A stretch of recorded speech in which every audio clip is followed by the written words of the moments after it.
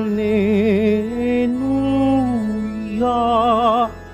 Hallelujah,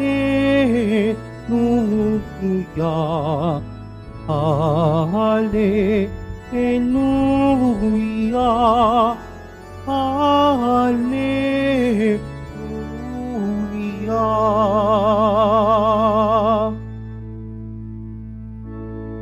Halina at inyong kamtan ang langit na kaharian, pamana ng amang mahal. Hallelujah, Hallelujah, Hallelujah, Hallelujah.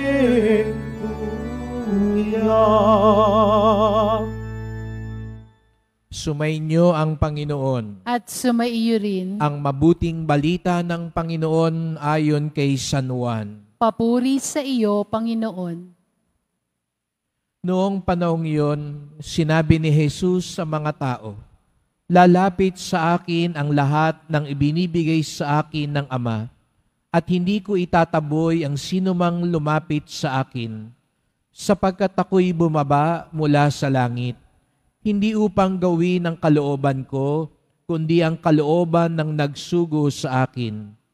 At ito ang kanyang kalooban, huwag kong pabayaang mawala kahit isa sa mga ibinigay niya sa akin, kundi muling buhayin sila sa huling araw. Sapagkat ito ang kalooban ng aking Ama, ang lahat ng makakita at manalig sa anak ay magkaroon ng buhay na walang hanggan, at sila'y muli kong bubuhayin sa huling araw."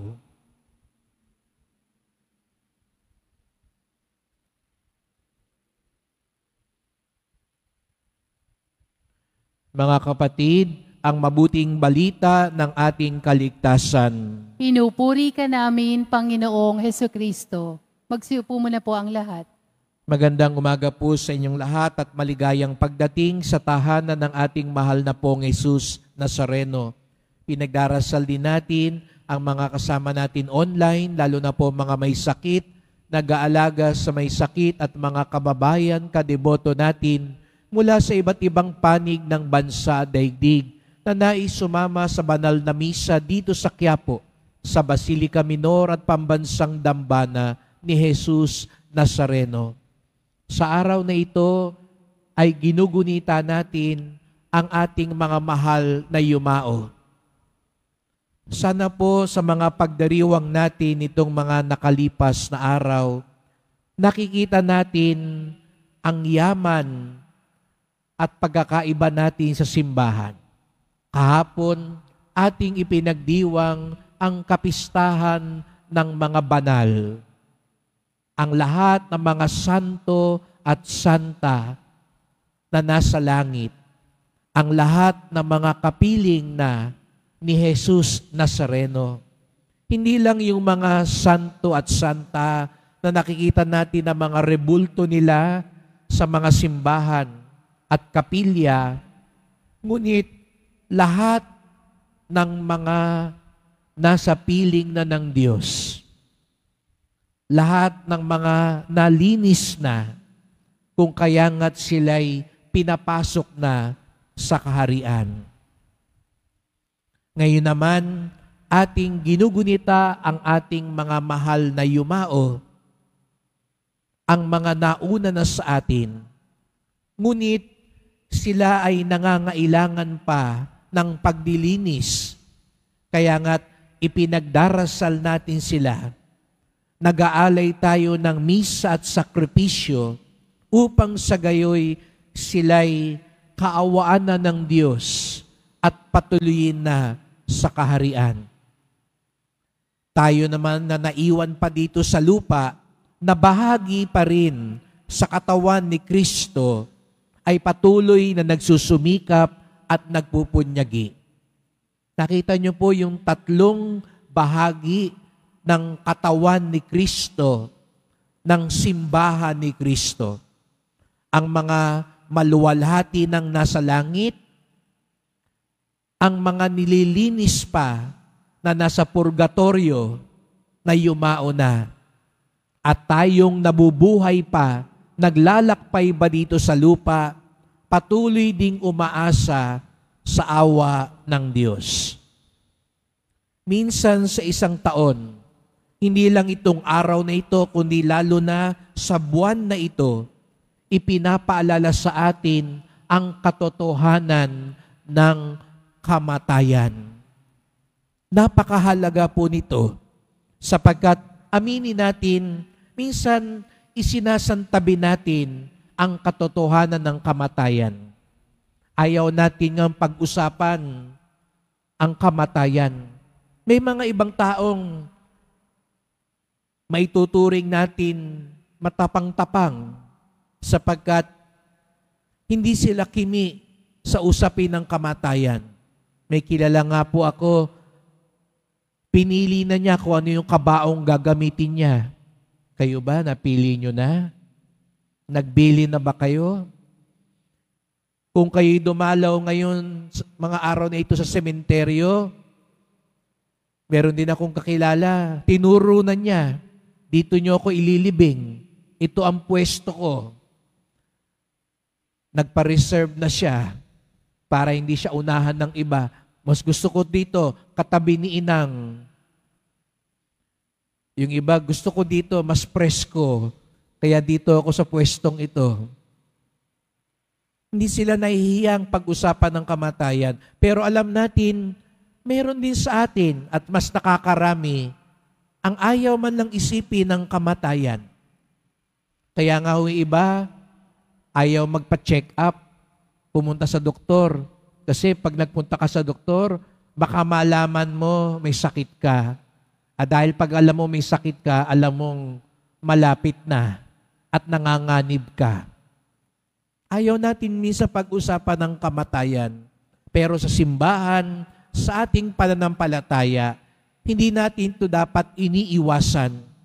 Kaya nga, sa araw na ito at sa buwan na ito, habang ipinagdarasal natin ang mga yumao, ipinapaalala sa atin ang katotohanan ng kamatayan. Bakit?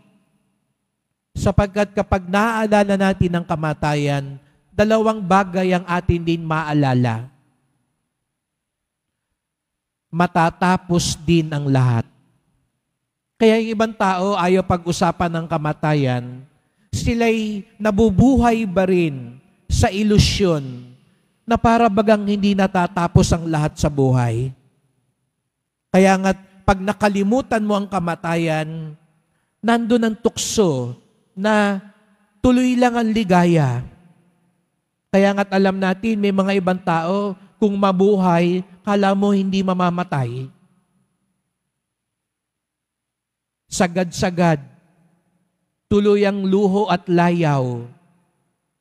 May mga ibang taong akala mo hindi mauubos ang kapangyarihan at kayamanan.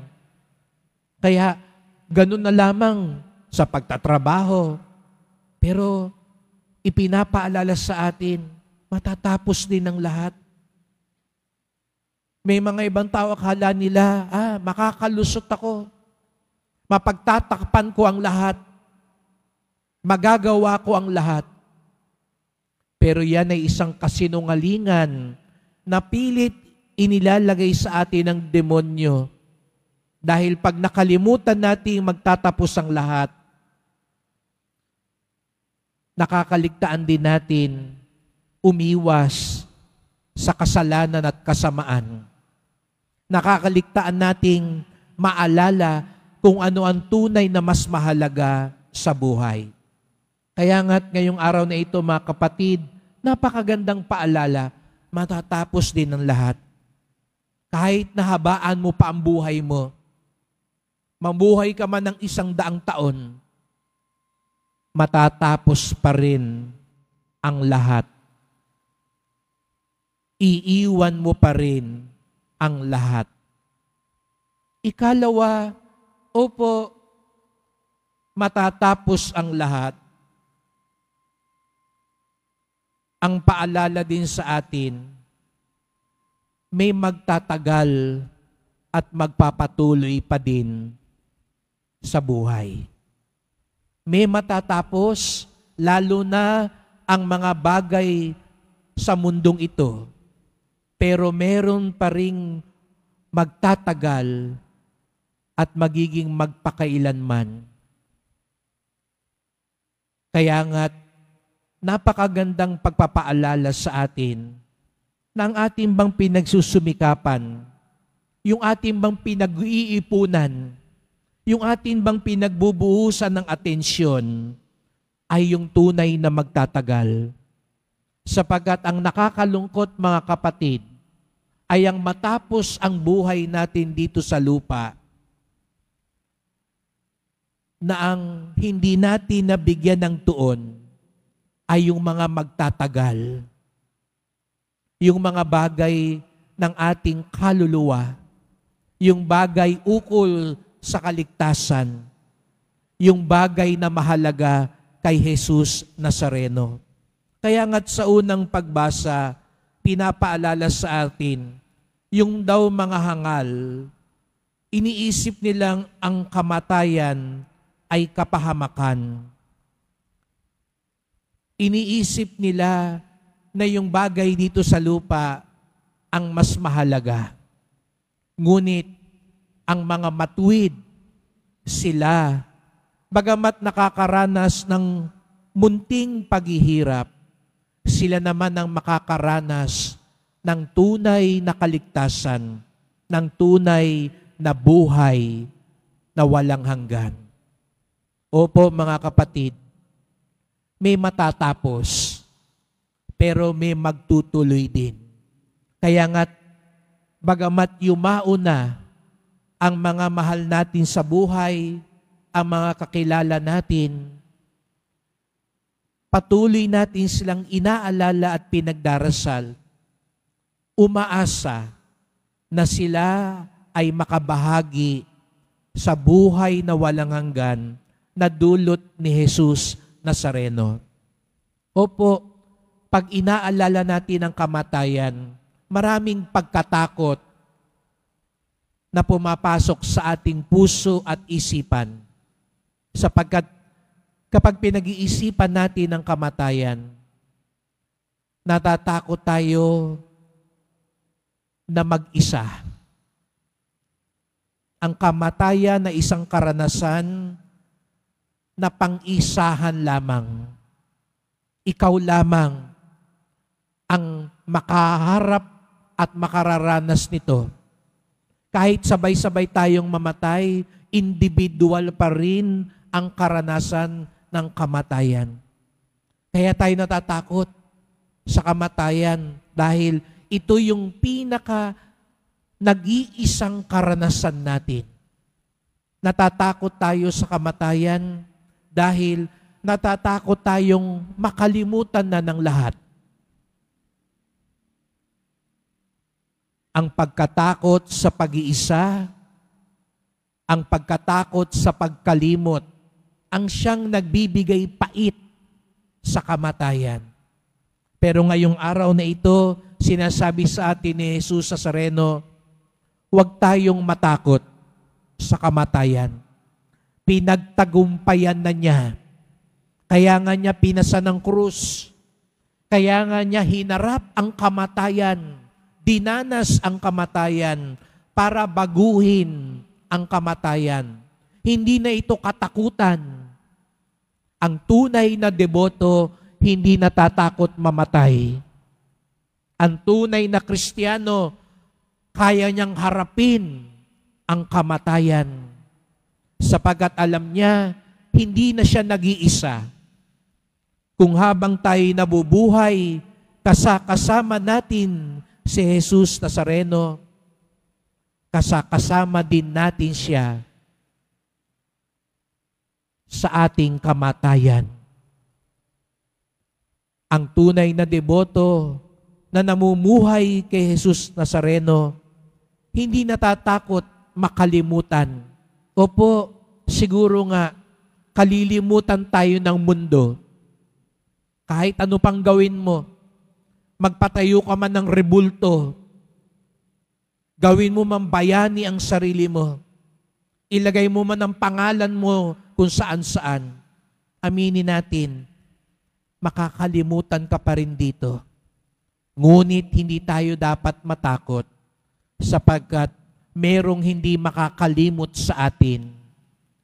Si Jesus Nazareno, ang alaala niya, ang pinakamahalaga sa lahat. Aanin mo ang pagsumikapan mong maalala ka ng tao. Pero nung nabubuhay tayo, hindi natin sinama ang sarili natin sa alaala ng Diyos. Kaya nga tayo narito ngayon, nagsisimba, nagdadasal, nagsusumamo, na tayo maalala, maging bahagi ng alaala ng Diyos. Sapagkat yon ang mas mahalaga, sapagkat yon ang susi sa buhay na walang hanggan. Katulad ni Dimas, naalala niyo po si Dimas, yung isang magnanakaw na kasama ni Jesus Nazareno sa Kalbaryo. Ang maging dasal natin, Panginoon, alalahanin mo kami sa iyong kaharian. At maaalala tayo, makakasama tayo ng Diyos kung ating maalala araw-araw sa ating buhay, may matatapos din. May magtutuloy din. Kaya't sana ang araw-araw nating pinipili sa buhay, hindi yung magtatapos. Kung hindi ang pinipili natin ay yung magpasawalang hanggan, yung magpakailanman. Sa pagdarasal natin sa ating mga mahal na yumao, nawa, bago man lang mailagay ang mga pangalan natin sa mga sobre na iyan, sa kahon na iyan, bago tayo nang isulat, dahil tayo din ay tinawag na ng Panginoon, nawa ang buhay natin, katulad ng isang tunay na deboto, isang tunay na Kristiyano, ay mamuhay ayon sa kabutihan, katotohanan ng Diyos. Hindi tayo dapat matakot, mag-isa at makalimutan, sapagkat muling nabuhay si Jesus Nazareno upang tayo din muling mabuhay sa kanyang kaharian.